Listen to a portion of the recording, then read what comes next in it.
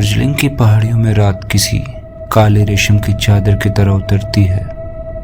हवा में चाय की हल्की सी खुशबू होती है, लेकिन उसी के बीच कहीं एक अजीब सी सीलन, पुरानी लकड़ी की बू और सड़ती हुई धातु की गंध घुली रहती है। पर्यटकों का कहना है कि ये सिर्फ मौसम का असर है, पर स्थानीय लोग जानते हैं कि ये मौसम नहीं, एक घर की आह है, और वो घर है ग्रेसवुड बंगला, जिसे लोग आज भी धुन में देखकर रास्ता बदल लेते हैं। नमस्कार दोस्तों, स्वागत है आपका आज की इस हॉन्टेड कहानी में। आज की ये कहानी है दार्जिलिंग के ग्रेसवुड बंगले के बारे में, जो कि दार्जिलिंग के एक हॉन्टेड हाउस के नाम से जाना जाता है। आज की इस कहानी को शुरू करने से पहले मैं आप सभी लोगों से रिक्वेस्ट करना चाहूँगा कि अगर आप भी इस चैनल पर नए हैं और अगर आपको हॉन्टेड कहानियाँ सुनना पसंद है तो हमारे इस चैनल को सब्सक्राइब करके बेल आइकन ज़रूर दबाएं, ताकि फ्यूचर में भी आने वाली कहानियों का आप आनंद ले पाएँ। तो चलिए अब आज की इस कहानी को शुरू करते हैं।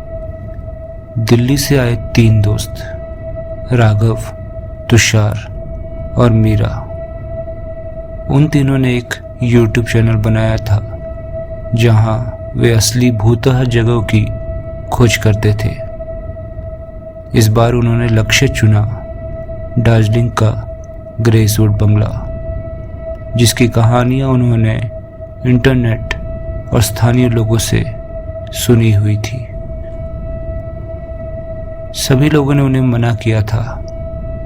वहां रात में रोशनी खुद ब खुद जल जाती है, किसी औरत की चीख पहाड़ों पर गूंजती है, एक बच्ची खिड़की में से झांकती है। पर जैसे हर हॉरर कहानी में होता है, चेतावनी को नजरअंदाज कर कर वे तीनों उस बंगले की ओर निकल पड़े। बंगले के बाहर घनी धुंध फैली हुई थी। उसकी टूटी खिड़कियों से काली हवा निकल रही थी, मानो घर खुद सांस ले रहा था। राघव कैमरा ऑन करता है और अंदर कदम रखते ही फर्श की चर आवाज आती है। घर खाली था, पर हवा भारी लग रही थी। मीरा ने टॉर्च दीवार की ओर घुमाई और अचानक वे तीनों रुक गए। दीवार पर उभरे हुए थे मानवीय चेहरों जैसे निशान।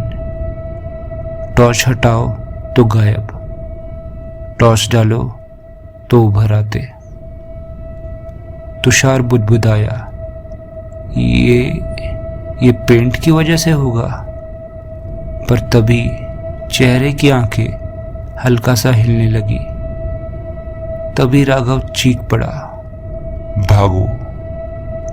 एक चेहरा धीरे धीरे तिरछा होकर ऐसा दिखा जैसे चीख रहा हो, पर यह तो उनके डर की शुरुआत थी।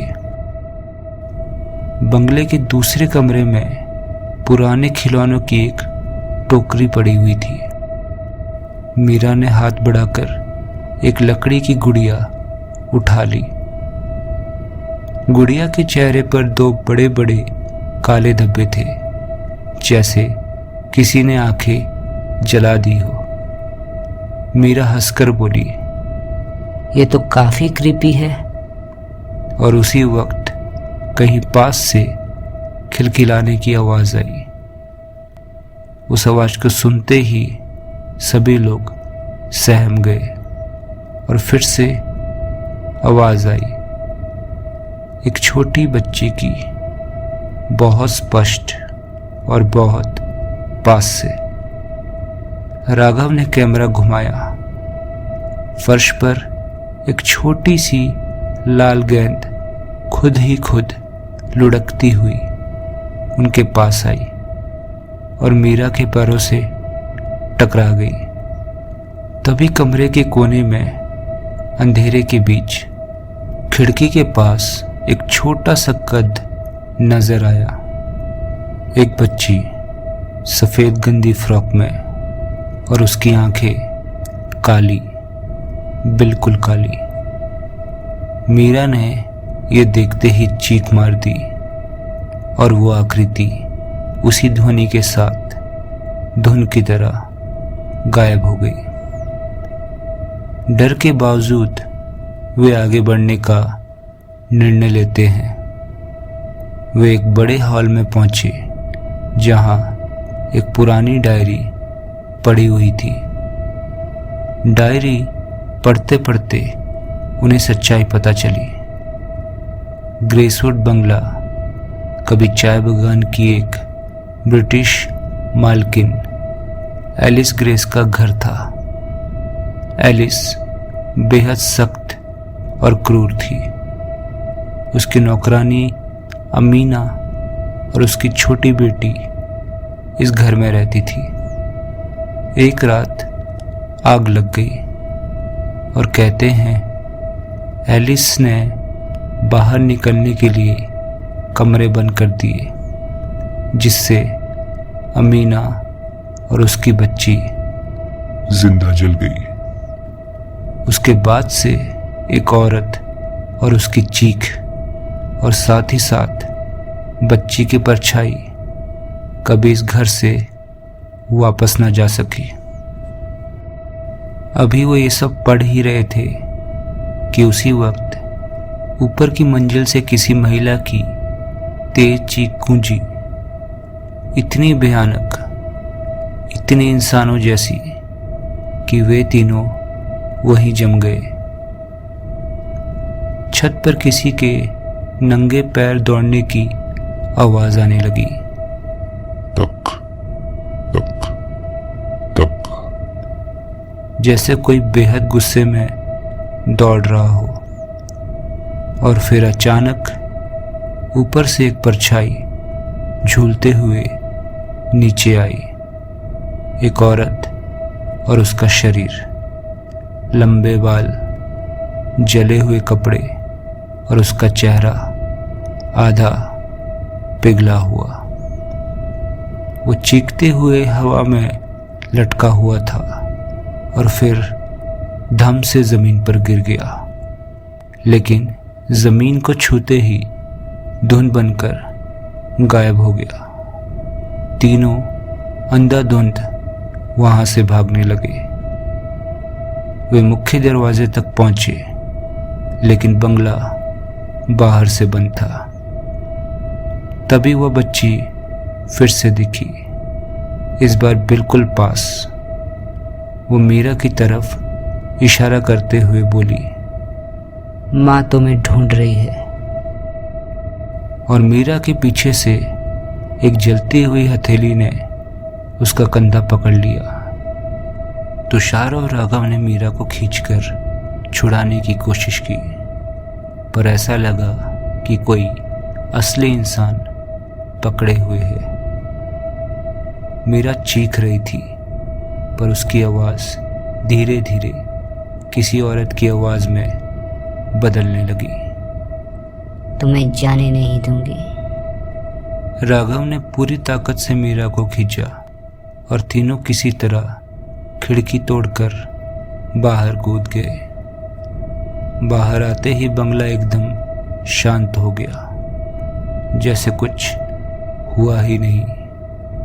लेकिन दूर खिड़की पर वही बच्ची खड़ी थी, मुस्कुराती हुई, और उसकी बगल में वो औरत जलती आंखों से उन्हें घूरते हुई। राघव, तुषार और मीरा आज भी उस रात का वीडियो कहीं अपलोड नहीं कर पाए। कहते हैं कैमरा बुरी तरह खराब हो गया, और सबसे अजीब बात तो ये है कि मीरा के कंधे पर आज भी वही उंगलियों के जलने के निशान हैं। डॉक्टरों का कहना है कि ये 3rd डिग्री बर्न है, पर मीरा की याद में उस रात आग लगी भी नहीं थी। ग्रेसवुड बंगला आज भी वहीं पर खड़ा है, बाहर से टूटा और भीतर से जिंदा। क्योंकि कुछ घर छूटते नहीं, कई आत्माएं इंतजार करती रहती है और दार्जिलिंग की रातें उन्हें छुपा नहीं पाती। तो उम्मीद करता हूँ दोस्तों, आज की हॉन्टेड कहानी आपको बहुत ज़्यादा अच्छी लगी होगी। अगर आपको आज की कहानी अच्छी लगी है तो इस वीडियो को लाइक करके अपने उन दोस्तों के साथ ज़रूर शेयर करें जिन्हें हॉन्टेड कहानियाँ सुनना बहुत ही ज़्यादा पसंद है। तो तब तक के लिए मिलते हैं किसी और रात एक नई और खौफनाक कहानी के साथ।